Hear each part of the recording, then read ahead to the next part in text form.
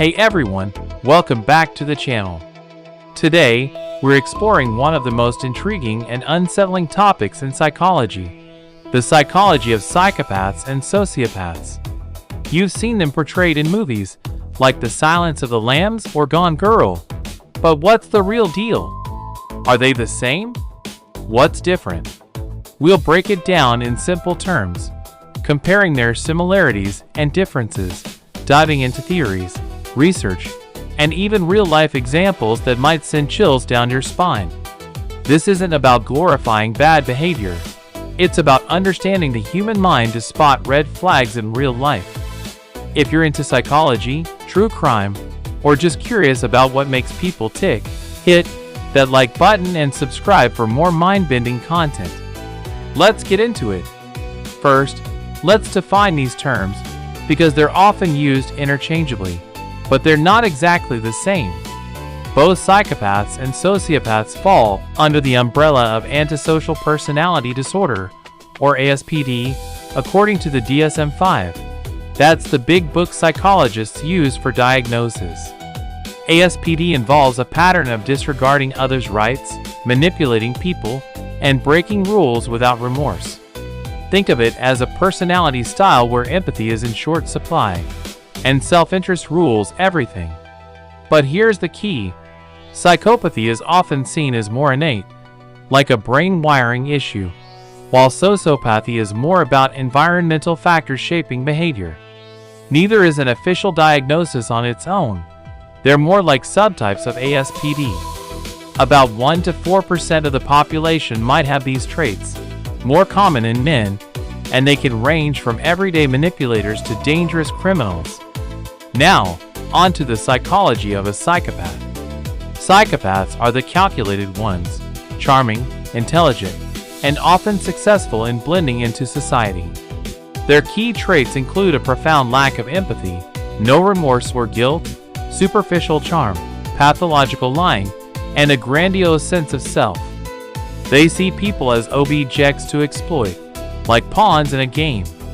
Brain scans show differences.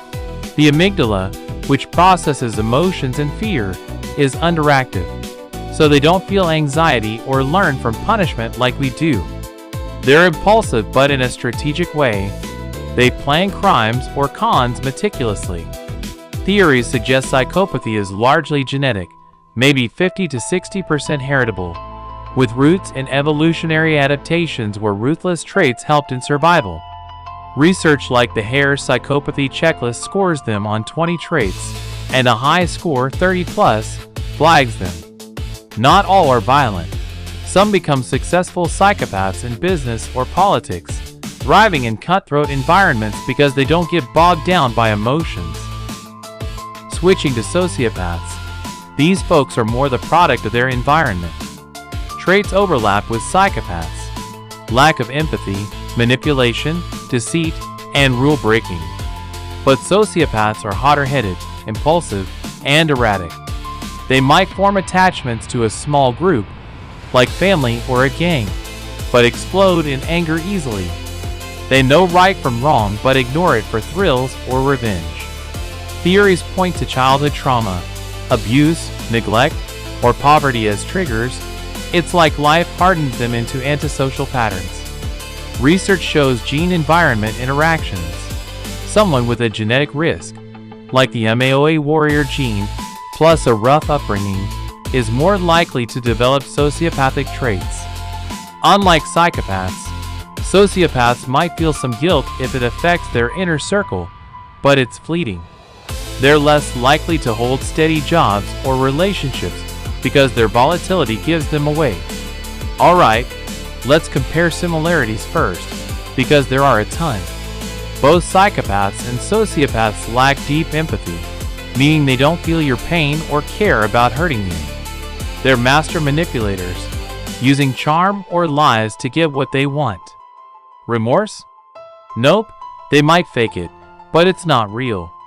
Both can be aggressive, though in different styles, and they often engage in risky behaviors like crime, cheating, or substance abuse.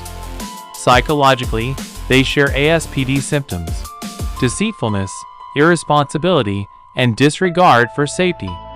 Theories like the dark triad, psychopathy, narcissism, and Machiavellianism group them together as exploitative personalities.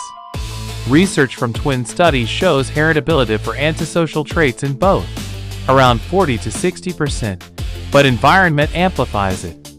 Evolutionarily, these traits might persist as cheater strategies in society, where a few exploit the cooperative many. In real life, both can be charming at first. That's why they're hard to spot.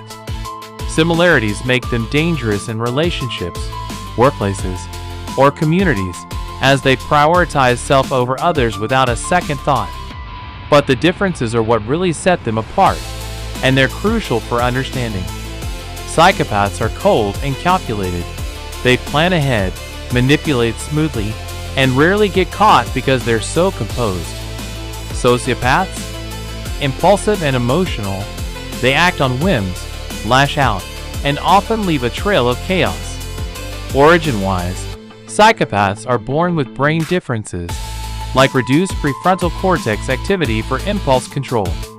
Sociopaths are made by trauma or society, so they might have some conscience but override it. Behaviorally, psychopaths blend in better. Think the charming CEO who fires people without blinking.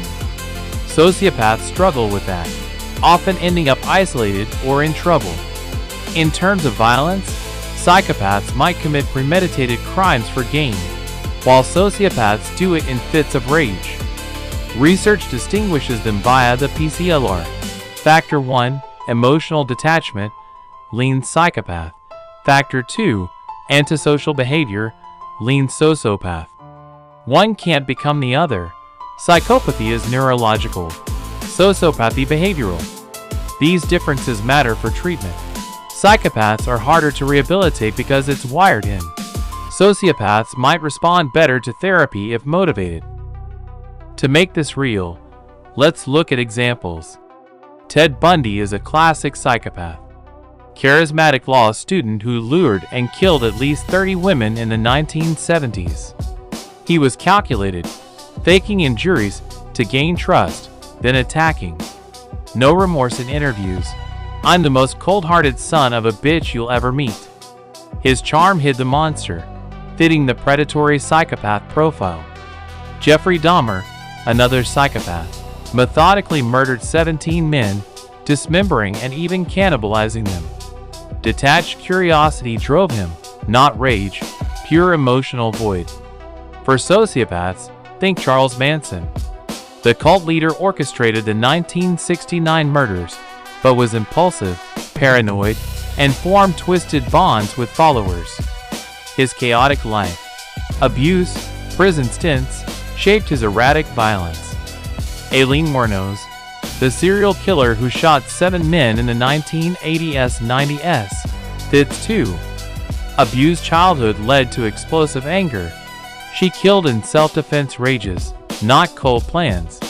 Sociopaths like her often have trauma histories amplifying impulsivity. Non-criminal examples. A corporate psychopath might manipulate for promotions calmly. A sociopath boss could yell and quit impulsively. Theories evolve with research. Biological theories for psychopaths focus on amygdala dysfunction for fMRI studies. For sociopaths, social learning theory says they mimic abusive environments. Broader views, like in APA research, see psychopathy as a spectrum, including successful types without crime. Dark triad studies link both to narcissism, showing overlaps in exploitation. In conclusion, psychopaths and sociopaths share a core of manipulation and empathy deficits, but differ in calculation versus impulsivity, nature versus nurture. Understanding this helps in therapy, prevention, and self-protection. Spot the charm without substance or the volatile anger. Not all with these traits are evil. Some channel them productively, but awareness is key. What do you think? Have you encountered someone like this? Comment below, like if this was insightful, and subscribe for more psych deep dives. Thanks for watching. Stay empathetic out there.